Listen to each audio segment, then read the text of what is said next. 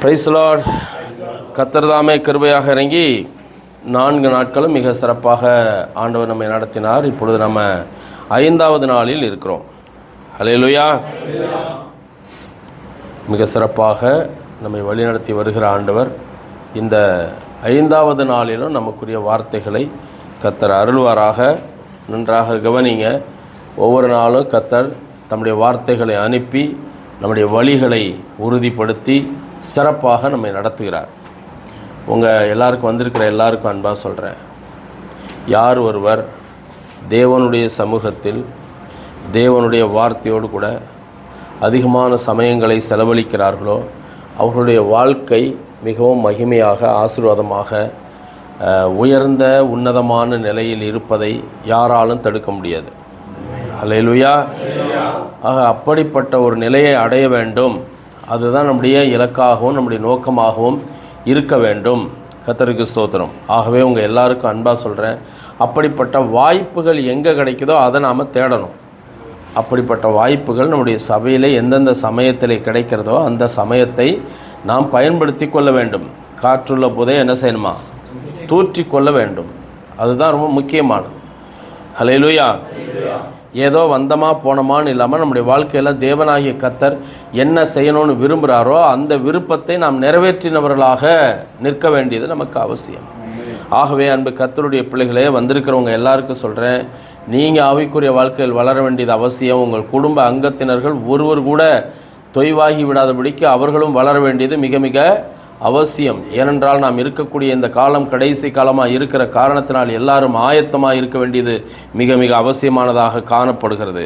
கர்த்தருக்கு ஸ்தோத்திரம். மிக அழகாக நாம் இப்பொழுது வார்த்தையை நாம் தியானித்து வருகிறோம். என்றும் நமக்கு ஜெயம், என்றும் ஜெயம். ஹல்லேலூயா. 4 நாட்கள் முடிந்து 5வது நாளிலும் நாம் அதை குறித்து தியானிக்க இருக்கிறோம். ஆம் அன்பு தேவனுடைய பிள்ளைகளே, குதிரை யுத்த நாளுக்கு ஆயத்தமாக்கப்படும், ஜெயமோ கர்த்தரால் வரும். அப்போ நம்முடைய வாழ்க்கையில் ஜெயம் வரணும்னா யார் மூலமாக தான் வரும்? ஆமாம், நம்முடைய கர்த்தர் மூலமாக தான் நமக்கு ஜெயம் வரும். அப்போ ஜெயம் வேணும்னு சொல்லக்கூடியவங்க, நம்முடைய வாழ்க்கையில் ஒரு பெரிய வெற்றி அடையணும்னு நினைக்கிறவங்க கட்டாயம் கர்த்தரை இறுக்கமாக பற்றி பிடித்து கொள்ள வேண்டும். இது மிக மிக அவசியமானது என்பதை உங்களுக்கு அன்பாக நான் சொல்லுகிறேன்.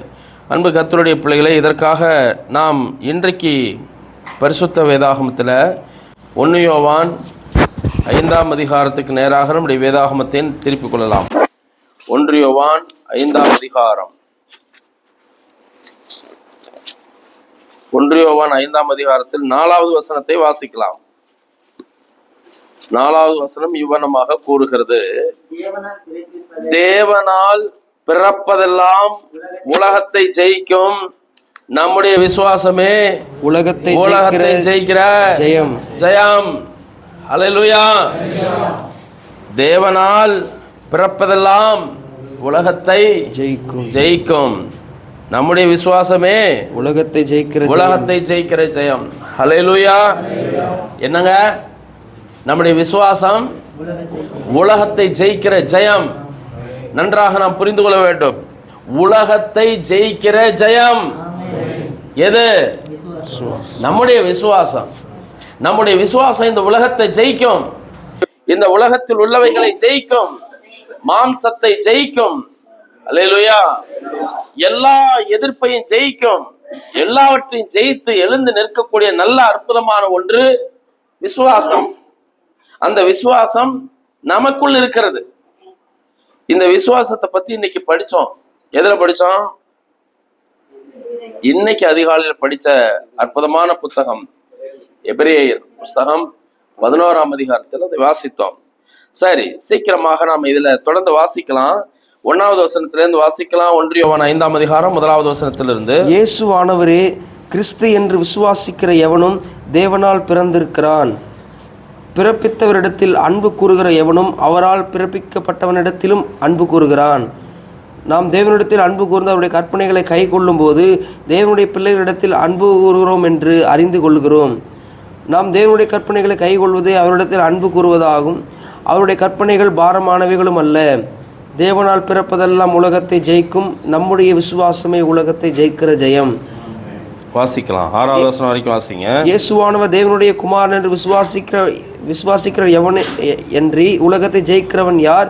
இயேசு கிறிஸ்துவாகிய இவரே ஜலத்தினாலும் இரத்தத்தினாலும் வந்தவர். ஜலத்தினாலே மாத்திரமல்ல, ஜலத்தினாலும் இரத்தத்தினாலும் வந்தவர். ஆவியானவர் சத்தியமாகியல் ஆவியானவரே சாட்சி கொடுக்கிறார். அல்லேலூயா. நன்றாக கவனிங்கள் அன்பு தேவனுடைய பிள்ளைகளே. நாம் இப்பொழுது பார்க்கக்கூடிய அற்புதமான வார்த்தை, நம்முடைய விசுவாசமே உலகத்தை ஜெயிக்கிற ஜெயம். நம்முடைய விசுவாசமே உலகத்தை ஜெயிக்கிற ஜெயம். எப்பொழுது நம்முடைய விசுவாசம் உலகத்தை ஜெயிக்கக்கூடியதாய் மாறும்? தேவனால் பிறந்தால் உலகத்தை ஜெயிப்போம். அல்லேலூயா. என்னங்க? ஏனென்றால் தேவனால் பிறப்பதெல்லாம் உலகத்தை ஜெயிக்கும். அல்லேலூயா. பொதுவாகவே நாம் அறிந்து கொள்ள வேண்டும், நம்முடைய தேவனாகிய கர்த்தருடைய வார்த்தையின்படி நடக்க ஆவலாய் ஆசையாய் இருக்கிறவர்கள் இந்த உலகத்தை ஜெயிப்பார்கள், மாம்சத்தை ஜெயிப்பார்கள், பாவத்தை ஜெயிப்பார்கள், பிசாசை ஜெயிப்பார்கள். இவங்க எப்பவுமே என்னவாதான் இருப்பாங்க? ஜெயிக்கிறவங்களா தான் இருப்பாங்க. அதுதான் ஜெயம். அல்லேலூயா. மிக அழகாக கவனிச்சு பாருங்க. இயேசுவானவரே கிறிஸ்து, எதிர்பார்த்து கொண்டிருந்த மேசியா இவர்தான் என்று அன்றைக்கு யூதர்கள் ஏற்றுக்கொள்ளல. ஆனால் இன்றைக்கு நமக்கு தெரியும், இந்த உலகத்தில் வந்த இயேசு கிறிஸ்துவே மேசியா, நம்மை இரட்சிக்க வந்தவர். அல்லேலூயா. இயேசுவானவரே கிறிஸ்து என்று விசுவாசிக்கிற எவனும் தேவனால் பிறந்திருக்கிறான். யார் ஒரு நபர் இயேசு அவர் இந்த பூமிக்கு வரப்போகிறவர் என்று எதிர்பார்த்த கிறிஸ்து இவர்தான் என்று விசுவாசிக்கிறாங்களோ அவங்க எல்லாம் என்ன செஞ்சவங்க? தேவனால் பிறந்தவர்கள். பிறப்பித்தவரிடத்தில் அன்பு கூறுகிற எவனும் அவரால் பிறப்பிக்கப்பட்டவனிடத்திலும் அன்பு கூறுகிறான். இப்ப இந்த வசனம் நமக்கு என்ன சொல்லி கொடுக்குது? இயேசு கிறிஸ்து இந்த உலகத்துல வந்த பொழுது இப்படி சொல்லி கொடுத்தார். எப்படி? நீ உன்னிடத்தில் அன்பு கூறுவது போல பிறனிடத்திலும் அன்பு கூறுவாயாக. ஏன்னா இயேசுவானவரே கிறிஸ்து என்று விசுவாசிக்கிற எவனும் தேவனால் பிறந்திருக்கிறான். அப்படி பிறப்பித்தவரிடத்தில் அன்பு கூறுகிற எவனும், யாரு? தேவனிடத்தில் அன்பு கூறுகிறவன் எவனும் அவரால் பிறப்பிக்கப்பட்டவனிடத்திலும் அன்பு கூறுகிறான். என்ன அர்த்தம்? நீங்க உண்மையிலேயே ஆண்டவர் மீது அன்பு வைத்திருக்கிறவர்களாக நீங்கள் இருப்பீர்கள் என்றால், அல்லேலூயா, இயேசுவானவரே கிறிஸ்து என்று விசுவாசிக்கிற எவனும் தேவனால் பிறந்திருக்கிறான். தேவனால் பிறந்தவன் தான் இந்த உலகத்தை என்ன செய்ய முடியும்? ஜெயிக்கும். அடுத்து, பிறப்பித்தவரிடத்தில் நான் தேவனால் பிறந்திருக்கிறேன். நீங்களாம் உங்களதான் இருக்கிறேன். தேவனால் பிறந்திருக்கிறேன். நான் தேவனால் பிறந்திருக்கிறேன். நீங்க எப்படி? நானும் தேவனால் பிறந்திருக்கிறேன். நீங்கள் தேவனால் பிறந்திருக்கிறீங்களா? பக்கத்துலயும் பாருங்க, தேவனால் பிறந்திருக்கிறாங்க தானே? அப்போ இவங்க மேல அன்பு கூர்ந்தா, யார் மேல? தேவனால் பிறந்தவர்களிடத்தில் அன்பு கூர்ந்தால், அழகா சொல்லி பாருங்க, பிறப்பித்தவரிடத்தில் அன்பு கூறுகிற எவனும் அவரால் பிறப்பிக்கப்பட்டவனிடத்திலும் அன்பு கூறுகிறான். தேவனிடத்திலே அன்பு கூறுகிறேன் என்று சொன்னால் தேவனால் பிறந்தவனிடத்திலும் அன்பு கூற கடவுள். அப்போ நாம எப்படி அன்பா இருக்கமோ அதே போல நம்ம மேல அன்பா இருக்குமோ அது போல தேவனால் பிறப்பிக்கப்பட்டவனிடத்திலும் நாம் என்ன செய்ய வேண்டும்? அன்பு கூறணும். ஜெயிக்கிறதுக்கான வழி இது. நம்மளை மட்டுமே நம்ம நேசிச்சுக்காம நம்மளை போல தேவனால் பிறந்த ஒவ்வொருவரிடத்திலும் நாம் என்ன செய்ய வேண்டும்? அன்பு செலுத்த வேண்டும். கவனிச்சு பாருங்க, நாம் தேவனிடத்தில் அன்பு கூர்ந்து அவருடைய கற்பனைகளை கைகொள்ளும் போது தேவனுடைய பிள்ளைகளிடத்தில் அன்பு கூறுகிறோம் என்று அறிந்திருக்கிறோம்.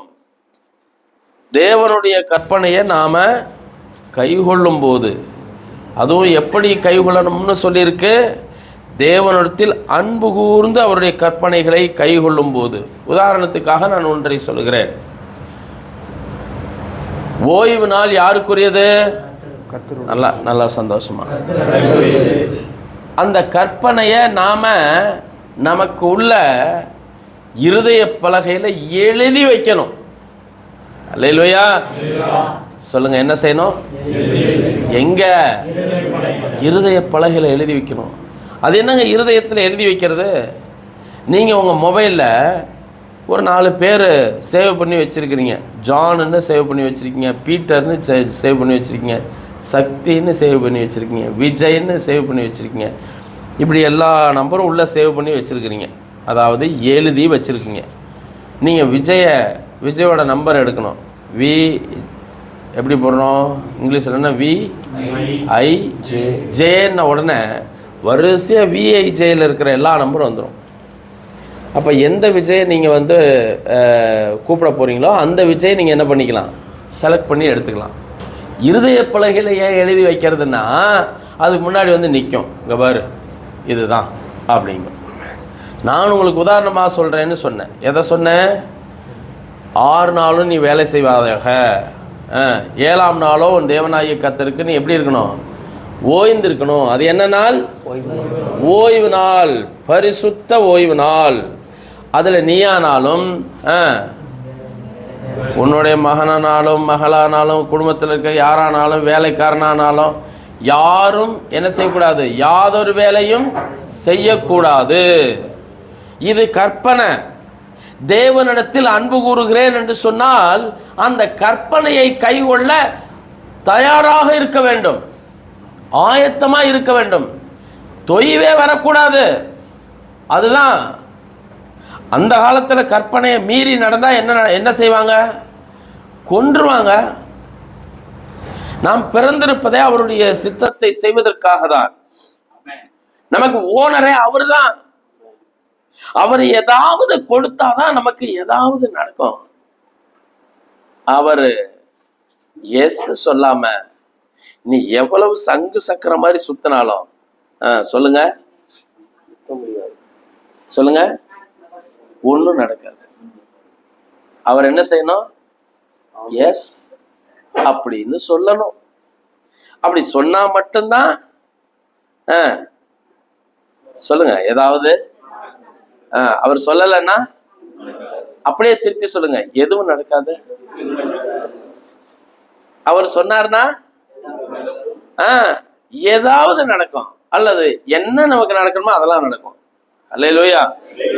அன்பு தேவனுடைய பிள்ளைகளே, நன்றாக கவனித்துக் கொள்ளுங்கள். எப்பொழுது ஒரு மனிதன் கற்பனையின் மீது கற்பனையை உறுதியாய் கைகொள்வான் என்றால் தேவனிடத்தில் அன்பு கூர்ந்தால் மட்டுமே கற்பனையை கைகொள்வான். நல்ல கவனிங்க. உதாரணத்துக்காக நான் சொல்றேன். கணவன் மனைவி இப்படி மட்டும் வச்சுக்கலாம். கணவன் மனைவி, கணவனுக்கு ஒரு செல்போன், மனைவிக்கு ஒரு செல்போன். ரெண்டுமே நல்ல அட்வான்ஸான மொபைல், நெட்டும் ரொம்ப ஃபாஸ்ட். இப்போ 2 பேரும் செல் வச்சிருக்காங்க, 2 பேரும் வேலைக்கு போறாங்க, 2 பேரும் நல்லா இருக்கிறாங்க, 2 பேரும் ஹாப்பியா இருக்காங்க, ரொம்ப சந்தோஷம். செல்லு வராதுக்கு முன்னாடி ரொம்ப ஹாப்பியா இருந்தாங்க. இப்ப செல்லு வந்துருச்சு. இப்ப கணவன் மனைவியை நேசிக்கிறாங்க, மனைவி கணவன் நேசிக்கிறாங்க.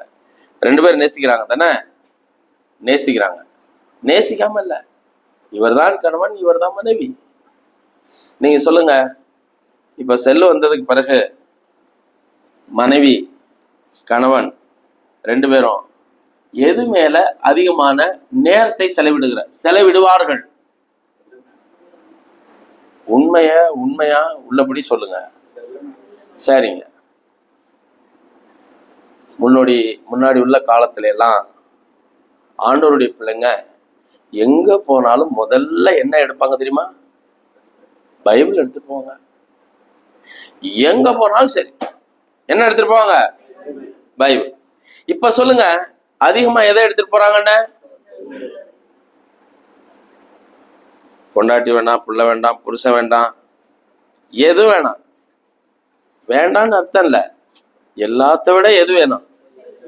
ஏன் வேணும்? யாராவது கூப்பிடுவாங்க, யாருக்காக நம்ம கூப்பிட வேண்டியிருக்கோம். அதனால கூட என்ன வச்சுக்கலாம்ல, செல் வச்சு. இதெல்லாம் வந்து சொல்லுக்கு, அதாவது சொல்றதுக்கு நல்ல அழகாதான் இருக்கும்.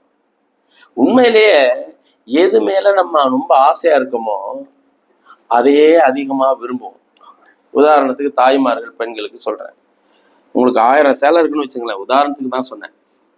1000 சேலை இருக்குன்னு வச்சுங்களேன், ஒரு சேலை உங்களுக்கு ரொம்ப பிடிக்கும். நீங்க எதை திரும்ப திரும்ப கட்ட போறீங்க? 999 சேலை ஓரமா இருக்கும். ஆனா திரும்ப திரும்ப இந்த அம்மா எதை தான் கட்டிட்டு வரும்? அந்த ஒண்ணுதான் கட்டிட்டு வரும். ஏன்? அது ரொம்ப பிடிச்சிருக்கு. இப்ப இந்த கலரை பார்த்தாலே இதோட ட்ரேடமா இருக்க இந்த அம்மா வந்திருக்கு அப்படின்னு தெரிஞ்சிடும். ஏன்? ஏன்? அது அதை அதிகமா நேசிச்சா அது மேல விருப்பமா இருக்கிறதுனால அதை அடிக்கடி கட்டிட்டு வர்றதுனால என்னன்னு முடிவு ஆகி போச்சு. இதான் இதோட ட்ரேட்மார்க். அது மேல ஆசை இருந்த வாசி தானே. சும்மா நினைச்சு சொல்லக்கூடாது. எப்ப பாருங்க என்ன பண்ணிட்டே இருக்கோம். நிறைய நேரங்கள்ல தேவனை நேசிக்கிறதை விட்டாச்சுங்க. பாருங்க, போயிட்டே இருப்போம். யாராவது கூப்பிட்டுருக்காங்களோ, யாராவது அனுப்பியிருக்காங்களோ, என்னத்தை அனுப்ப போறாங்க நமக்கு? ஒரே செய்திய எத்தனை நண்பர்கள் இருக்காங்களோ அத்தனை பேர் திரும்பி அனுப்ப போறான். அது ஏதாவது பயனுள்ளதா இருக்கா? இல்ல. ஆனாலும் கூட அது மேல நமக்கு என்ன இருக்கு? ஆசை இருக்கு, விருப்பம் இருக்கு. சரி, நான் எதற்காக சொல்லுகிறேன் என்றால், ஆண்டவரை நேசிக்கிறேன் என்று சொன்னால் நீங்கள் அதிகமாக அவருக்குரிய காரியங்களில் இருக்க வேண்டும். வேத வயசை வாசிக்கிறதா இருக்கட்டும், ஜெபம் பண்றதா இருக்கட்டும், இதோ சபை கூடி வருதலா இருக்கட்டும், ஞாயிற்றுக்கிழமை அப்படின்னா நம்ம ஞாயிற்றுக்கிழமைக்கு ஆராதனைக்கு வர்றதா இருக்கட்டும், தேவனிடத்தில் அன்பு கூறுகிறேன் என்றால் முதல்ல அவருக்குரியதை தான் செய்வேன் அப்படின்ற உறுதி. அவருக்குரியதை மட்டும்தான் செய்ய தோணும். அதுதான் தேவனால் பிறந்தவன் அல்லது தேவனை நேசிக்கிறவன். அல்லேலூயா. ஏன்னா வசனம் என்ன சொல்றது? தேவனால் பிறப்பதெல்லாம் உலகத்தை ஜெயிக்கும். நம்முடைய விசுவாசமே உலகத்தை ஜெயிக்கிற ஜெயம். தேவனால் பிறந்தவன் யார் ஒருவன் விசுவாசிக்கிறானோ, தேவனால் பிறக்காமல் நம்புகிறவர்கள் கூட உண்டு. தேவனால் பிறக்காதவர்கள் நம்புகிறார்கள். எப்படி நம்புகிறார்கள்? ஆண்டவனே, நான் இந்த காரியமா போறேன், இது நடந்துருச்சுன்னா நான் உனக்கு இதை கொடுக்குறேன் அப்படின்னு போற போக்குல வேண்டிட்டு போறாங்க. நடக்குது. அவங்களும் கூட எதையோ சொன்னதை உணர்ந்து செய்யறாங்க. அவங்க என்ன செய்யல? முழுசா வரல. தேவனால் என்ன செய்யல? பிறக்கல. அவங்களுக்கும் கூட விசுவாசம் இருக்கு. ஆனா உங்களுக்கும் எனக்கு இருக்கிற விசுவாசம் இது வேற வகையானது. அன்பு தேவனுடைய பிள்ளைகளே, 2 விஷயத்தை புரிஞ்சுங்க. முதல்ல, தேவனால் பிறந்திருக்கிறேன் என்றால் கற்பனையை கைகொள்ளணும். ஞாயிற்றுக்கிழமை ஆராதனை நமக்கு இங்க எத்தனை மணிக்கு? 7 மணிக்கு. வர்றதெல்லாம் எப்போ? தேவனிடத்தில் அன்பு கூர்ந்தால் நம்ம ஆராதனை நேரத்தை அசால்ட்டா நினைக்கவே முடியாது. ஏன்னா நம்ம யார் இடத்துல அன்பு கூறுகிறோம்? தேவனிடத்தில். தேவனிடத்தில் அன்பு கூறுகிறவர்களுக்கு ஆராதனை தான் ரொம்ப ரொம்ப முக்கியம். அந்த ஆராதனை தான் கட்டாயம் உறுதியா செய்யணும். அதுக்காக தான் நம்ம இருக்கிறோம். அதுதான் நம்மளை ஆசீர்வதிக்கிறது, அதுதான் நம்மளை பரிசுத்தப்படுத்துகிறது, அதுதான் நம்மளை வாழ வைக்குது. அவருடைய கற்பனையை கைகொள்வதுதான் அன்பு. தேவனிடத்தில் அன்பு கூறுகிறேன்னு சொன்னா எது? கற்பனையை கைகொள்ளணும். அந்த கற்பனையின் மேல அன்பா இருக்கணும். எத்தனை விஷயங்கள் இருக்கின்றன. உதாரணத்துக்கு நான் ஒன்றை சொன்னேன். 6 நாளும் வேலை செய்ய வேண்டும், 7ஆம் நாளோ உன் தேவனாகிய கர்த்தருக்காக நீ ஓய்ந்திருக்கிற ஓய்வு நாள். ஓய்வு நாளா நம்ம அனுசரிக்கணும். ஓய்வு நேரத்துக்கு கூட இன்னைக்கு இடம் கொடுக்கறது கிடையாது. அது வாழ்க்கையின் மிகப்பெரிய ஆபத்தாக மாறிவிடும். என் அன்பு கர்த்தருடைய பிள்ளைகளே, தேவனிடத்தில் அன்பு கூர்ந்து அவருடைய கற்பனைகளை கைகொள்ளும் போது தேவனுடைய பிள்ளைகளிடத்தில் அன்பு கூறுகிறோம் என்று அறிந்து கொள்கிறோம். தேவனுடைய பிள்ளைகளிடத்தில் அன்பு கூறுகிறோம் என்று அறிந்திருக்கிறோம். தேவனிடத்தில் அன்பு கூர்ந்து அவருடைய கற்பனைகளை கைகொள்ளும் போது தேவனுடைய பிள்ளைகளிடத்தில் அன்பு கூறுகிறோம் என்று அறிந்திருக்கிறோம். ஆக முதல்ல கற்பனை கைகொள்ளணும். தேவனுடைய பிள்ளைகளிடத்தில் அன்பு கூற வேண்டும். நாம் தேவனுடைய கற்பனைகளை கைகொள்ளுவதே தேவனிடத்தில் அன்பு கூறுவதாம். அவருடைய கற்பனைகள் பாரமானவைகள் அல்ல அல்ல. ஆகவே நான் உங்களுக்கு அன்பா சொல்றேன், முதல்ல ஆண்டவர் மேல அன்பா இருங்க. ஆண்டவர் மேல அன்பா இருக்கிறேன்னு சொன்னா கற்பனையை கை கொள்ளுங்க. என்னதான் நடக்கட்டுங்க, என் ஆண்டவர் ஆராதிக்கிறனால நான் என்ன மட்டும்தான் செய்வேன், ஆராதிக்கிறதுக்கு தான் ஃபாஸ்ட்டுங்க.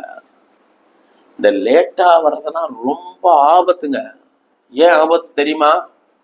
உன்னை யாரோ ஒருத்தன் நிறுத்தி பிடிச்சி வச்சு உனக்கு இங்க கிடைக்க வேண்டிய வசனத்தை நீ கேட்டுற கூடாதபடிக்கு அவன் தந்திரமா கிரியை செய்யறான். அவனுக்கிட்ட உன் கையையும் காலையும் கழுத்தையும் மண்டையும் கொடுத்துட்டு அப்புறம் அவன் விடும்போது அங்கிருந்து வந்து இங்க வந்து உக்காந்துக்கிட்டு வேற விதமா யோசிச்சு, ஏன்னா அங்க எல்லாத்தையும் கழட்டிட்டு அவனுக்கு தேவையானதெல்லாம் உள்ள வச்சுதான் இங்க அனுப்புறான். ஆமா, இங்க வந்ததுக்கு அப்புறம் தான் தூக்கம் வருது, இங்க வந்ததுக்கு அப்புறம் தான் தண்ணி தாகம் எடுக்குது, இங்க வந்ததுக்கு அப்புறம் தான் வெளியில போயிட்டு வரணும்னு தோணுது, இங்க வந்ததுக்கு அப்புறம் தான் மொபைல் எடுத்து பார்க்கணும்னு தோணுது, இங்க வந்ததுக்கு அப்புறம் தான் அந்த அவங்கள பத்தி யோசிக்க தோணுது. எத்தனையோ விஷயங்கள். உங்க எல்லாருக்கும் அன்பா சொல்றேன், அன்பு கர்த்தருடைய பிள்ளைகளே, தயவு செய்து தேவனிடத்தில் அன்பு கூறுகிறவர்களாக நீங்கள் இருப்பீர்கள் என்றால், எப்பொழுதும் கர்த்தருக்கு ஸ்தோத்திரம், நீங்கள் எப்படிப்பட்டவர்களாக இருக்க வேண்டும் என்றால் தேவனுடைய கற்பனையை உறுதியா கை கொள்றவங்களா இருக்கணும்.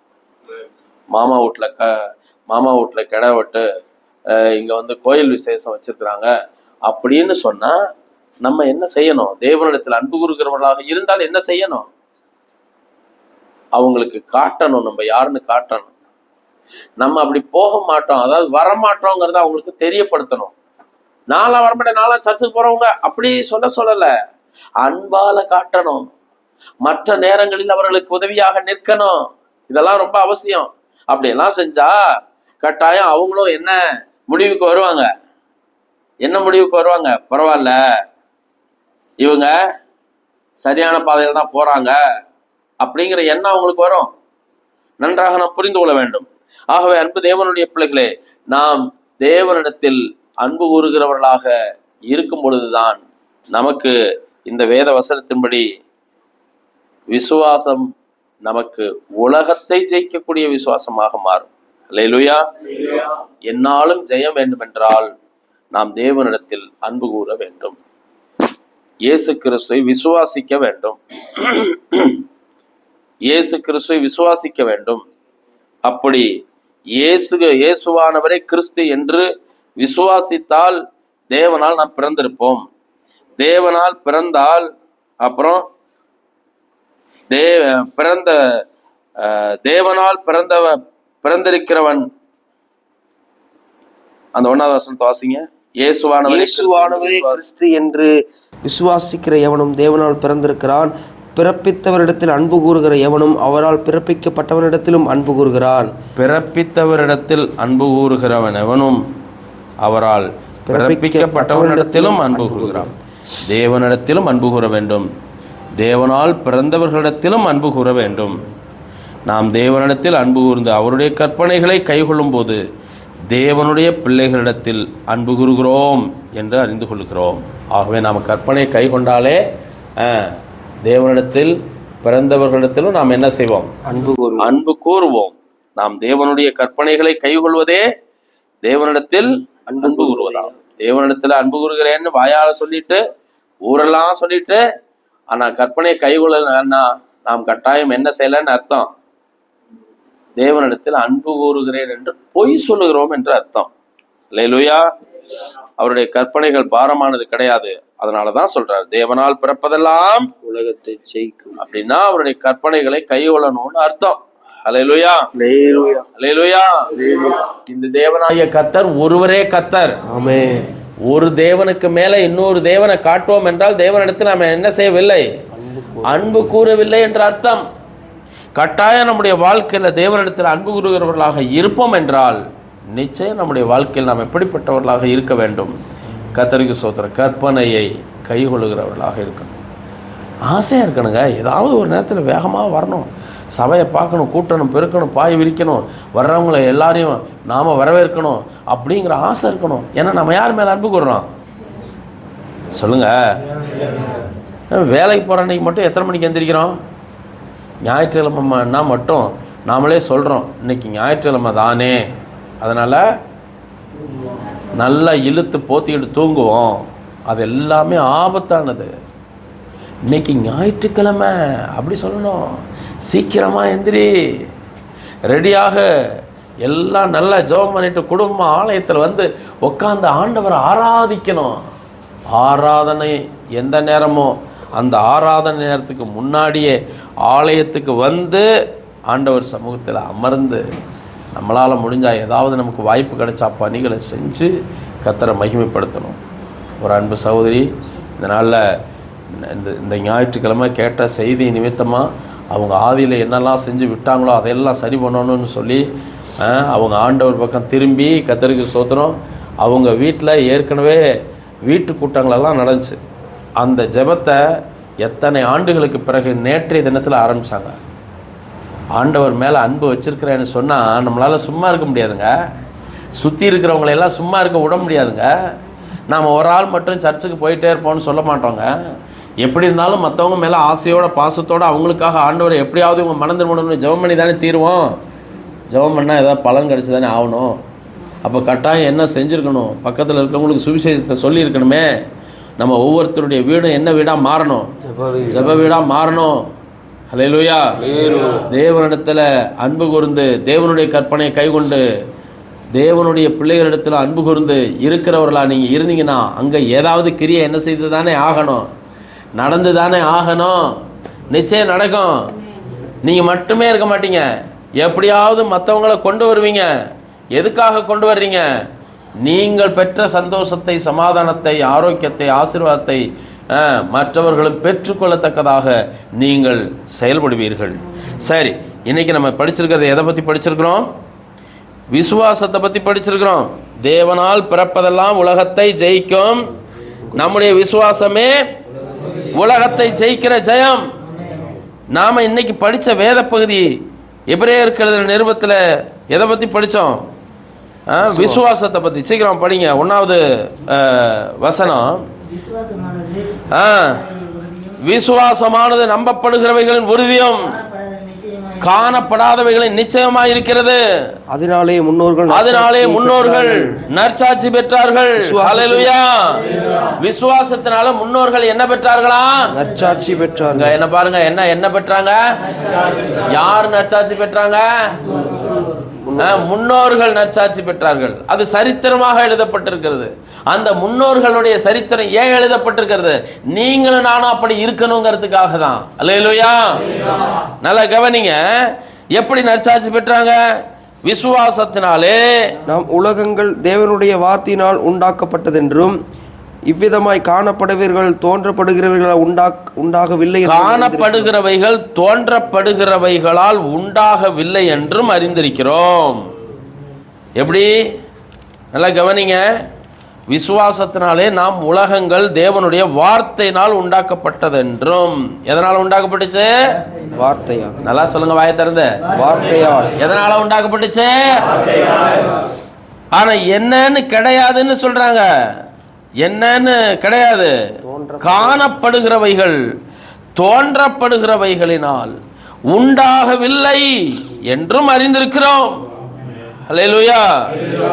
விசுவாசத்தினாலே ஆபேல் காயினுடைய பலியிலும் மேலான பலியை தேவனுக்கு செலுத்தினான். எதனால? விசுவாசத்தினால். Very good. எதனால? விசுவாசத்தினால். இன்னொரு முறை சொல்லுங்க, எதனால? விசுவாசத்தினால். ஹல்லேலூயா. ஒருவர் இப்படியாக சொன்னார்.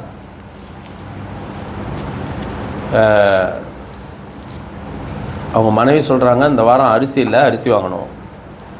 அவர் சொன்னார், சரிம்மா, எல்லாம் பணத்தையெல்லாம் எடுத்து தசம பாகத்தை கர்த்தருக்குரியதை கர்த்தருக்கு செலுத்திட்டு வேறு எதாவது கொடுக்கணுமோ எல்லாம் கொடுத்துட்டு மீதி பார்த்தா அரிசி வாங்குறதுக்கு என்ன இல்லை, பணம் இல்லை.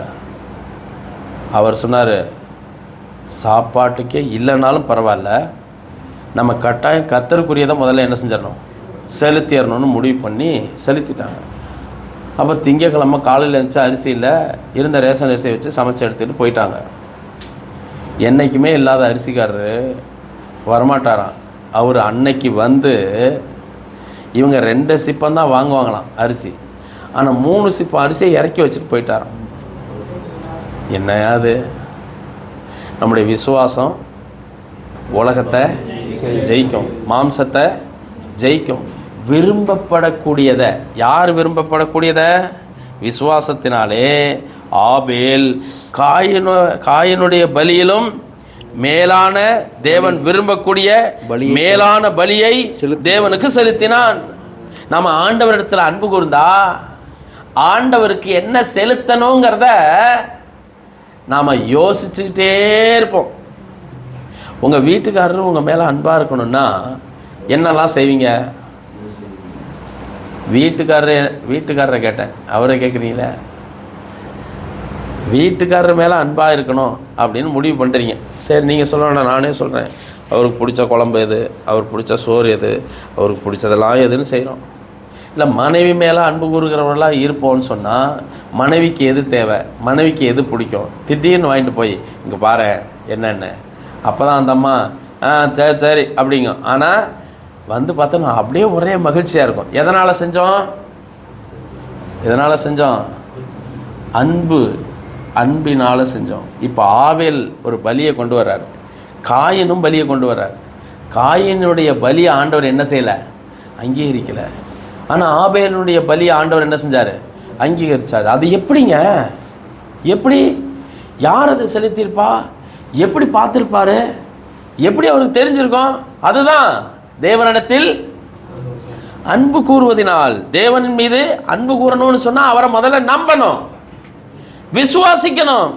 அதனாலதான் மிக அழகா எழுதி வச்சிருக்கு, விசுவாசத்தினாலே ஆபேல் காயினுடைய பலியிலும் மேலான பலியை தேவனுக்கு செலுத்தினான், அதனாலே அவன் நீதிமான் என்று சாட்சி பெற்றான்.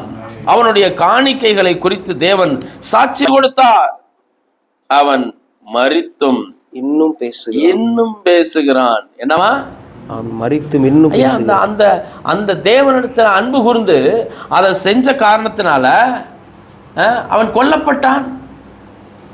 ஆனா இப்போ அவன் என்ன செய்து கொண்டிருக்கிறானா? பேசுறானா? எப்படிங்க பேசுறான்? ஆபேலை போல நான் ஆண்டவர் மேல என்னவா இருப்பேன்? விசுவாசமா இருப்பேன்.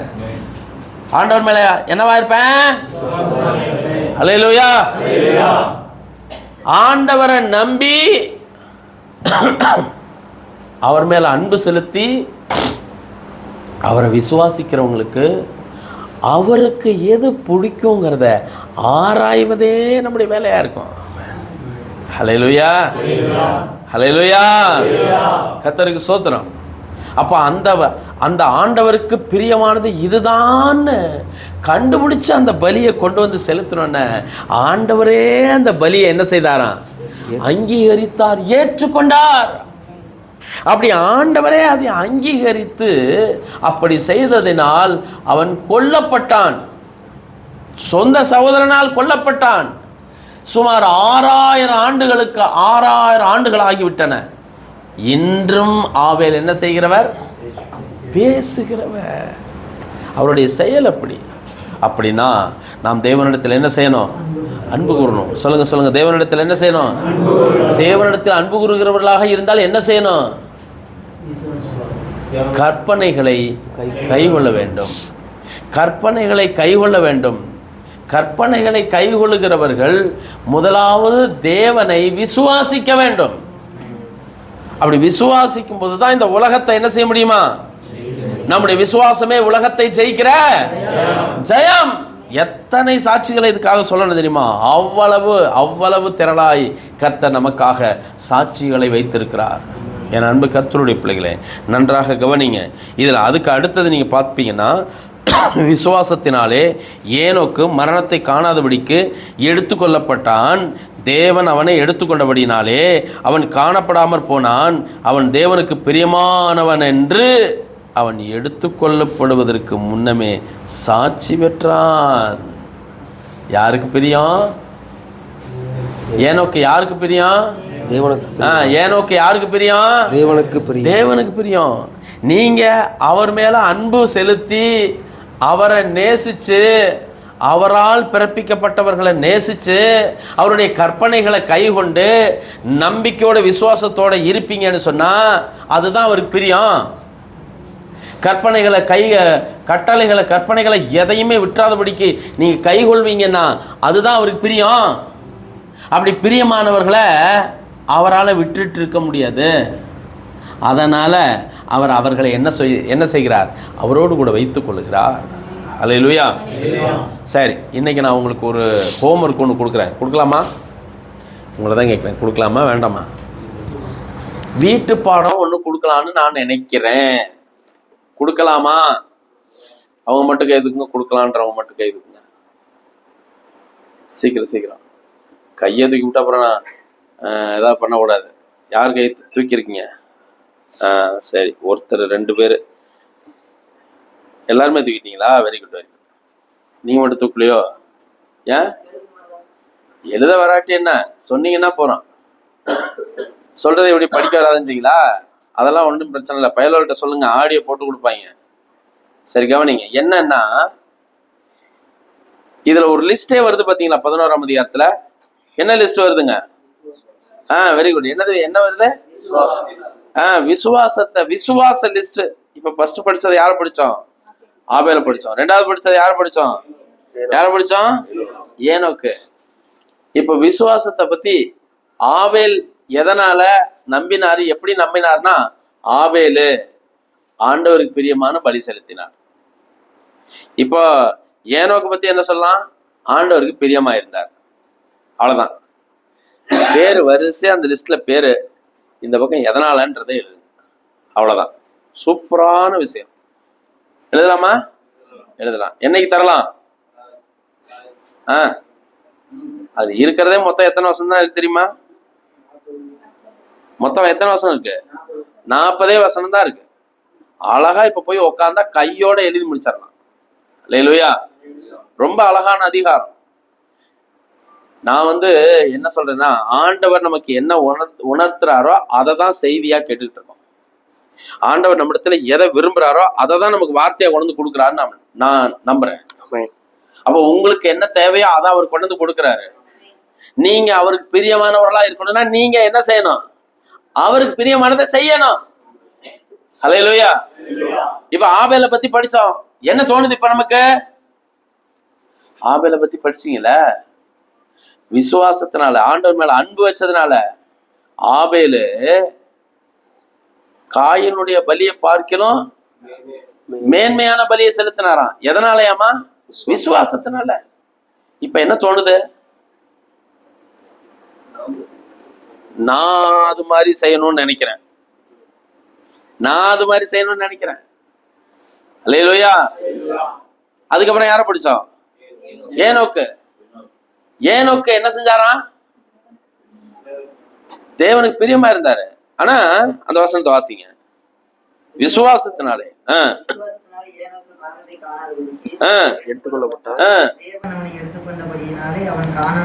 காணப்படாம போனா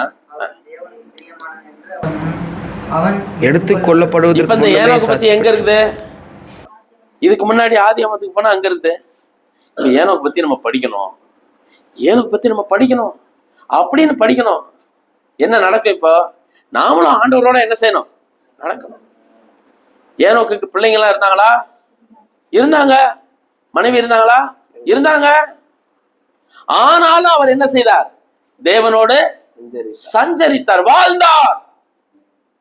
இதுதான் முக்கியம். தேவனோடு வாழ்ந்தார். நீங்களும் நானும் அப்படிதான் இருக்கணும். தேவனாகிய கர்த்தர் நல்லவர். தேவனோடு வாழணும். அப்ப மனைவி பிள்ளைங்களை அந்த கடமைகளை செய்யணும். எல்லாரும் அப்படியே முழங்கால் படிட்டு இன்னைக்கு நாம பார்க்கக்கூடிய வார்த்தை, நம்முடைய விசுவாசமே உலகத்தை ஜெயிக்கிற ஜெயம். சொல்லுங்க, சொல்லிக்கிட்டே முட்டி போடுங்க பார்க்கலாம். நம்முடைய விசுவாசமே உலகத்தை ஜெயிக்கிற ஜெயம். நம்முடைய விசுவாசமே உலகத்தை ஜெயிக்கிற ஜெயம். நம்முடைய விசுவாசமே உலகத்தை ஜெயிக்கிற ஜெயம். நம்முடைய விசுவாசமே உலகத்தை ஜெயிக்கிற ஜெயம். நம்முடைய விசுவாசமே உலகத்தை ஜெயிக்கிற ஜெயம்.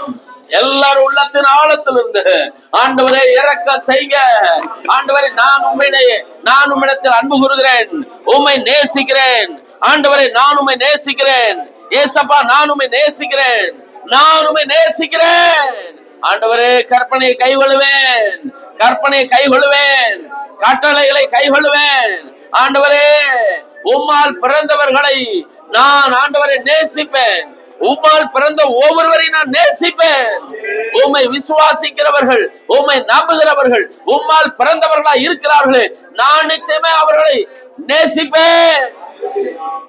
ஆண்டவரே உமக்கு ஸ்தோத்திரம். எல்லாரும் கர்த்தரை நோக்கி துதித்து ஸ்தோத்திரம் பண்ணி அவர் நாமத்தை மேம்படுத்துவோம். ஹல்லேலூயா, ஹல்லேலூயா, ஹல்லேலூயா, ஹல்லேலூயா, ஹல்லேலூயா, ஹல்லேலூயா, ஹல்லேலூயா, ஹல்லேலூயா, ஹல்லேலூயா. எங்கள் பரலோக பிதாவே, உம்முடைய பாதத்தில் எங்களை தாழ்த்தி தருகிறோம். ஆண்டவரே, எங்களுடைய விசுவாசம் உலகத்தை ஜெயிக்கிற ஜெயமாய் இருக்கிறபடினா எங்களுடைய அவிசுவாசம் எங்களை விட்டு நீங்கும்படி உதவி செய்யுங்க. விசுவாசிக்கிறேன் ஆண்டவரே, உங்க பாதத்தில் எங்களை தாழ்த்தி தருகிறோம். வந்திருக்கிற உடைய அன்பு பிள்ளைகள், கர்த்தருடைய பிள்ளைகள் ஒவ்வொருவரையும் கர்த்தரை இயேசுவின் நாமத்தில் ஆசீர்வதிக்கிறேன். காத்து வழி நடத்தும் மேலப்படுத்துங்க, ஆசீர்வதிங்க, கிருபை கொடுக்குற 5 நாட்களும் மிகவும் அற்புதமாய் சிறப்பாய் நடத்துனீங்க. அதுக்காக உங்களுக்கு ஸ்தோத்திரம். இதோ மீதி இருக்கிற 5 நாட்களிலும் உம்முடைய கரம் கூட இருந்து சிறப்பாய் எங்களை நடத்த வேண்டும் என்று உம்முடைய பாதத்தில் எங்களை தாழ்த்தி தருகிறோம். ஆட்கொண்டு வழி நடத்துங்க, மேலப்படுத்துங்க, ஆசீர்வதிங்க, காத்துக்கொள்ளுங்க. மீதி இருக்கிற 5 நாட்கள்ல ஆண்டவரே ஒரு நாள் கூட தாமதமா நாங்க வராதபடிக்கு சரியான நேரத்துக்கு முன்பதாக வந்து காத்திருக்கத்தக்க வேலைன்னு கிருபை எங்களுக்கு தந்தை எங்களை வழி நடத்துங்க. ஆண்டவரே ஆசீர்வதிங்க, காத்துக்கொள்ளுங்க, தொடர்ந்து நடத்துங்க. நாளை ஆசீர்வதிங்க, நாளுக்குரிய அபத்தத்தினரை ஆசீர்வதிங்க, போக்குவரத்தை ஆசீர்வதிங்க. இந்த நாள்ல பிறந்த நாள், திருமண நாளை காணக்கூடிய கர்த்தருடைய பிள்ளைகளை நீங்க ஆசீர்வதிங்க. ஏசப்பா, சபையார் எல்லாரையும், தேவ பிள்ளைகள் எல்லாரையும் ஆசீர்வதிங்க, ஏற்று நடத்துங்க. ஆசீர்வதி இயேசுவின் நாமத்தில் பிதாவே. ஆத்துமாவே கர்த்தரை உள்ளமே ஆத்துமாவே கர்த்தரை அவர் செய்த சகல கர்த்தருடைய ஆசீர்வதித்து உன்னை காக்க கடவுள். கர்த்தருடைய முகத்தை உன்மேல் பிரகாசிக்கும், உன்மேல் கிருபையா இருக்க கடவுள். கர்த்தர் தம்முடைய முகத்தை உன்மேல் பிரசன்னமாக்கி உனக்கு சமாதானம் கட்டளையிட கடவுள். நம்முடைய கர்த்தரை இயேசு கிறிஸ்துவின் கிருபையும் தேவனுடைய அன்பும் பரிசுத்தாவினுடைய ஐக்கியம் நம் அனைவரோடு கூட இருப்பதாக. ஆமென். அல்லேலூயா, அல்லேலூயா, அல்லேலூயா. Praise the lord, praise the lord, praise the lord. கர்த்தர் உங்களை ஆசீர்வதிப்பாராக. மீதி நாட்களும் தவறாமல் பங்கு பெற்று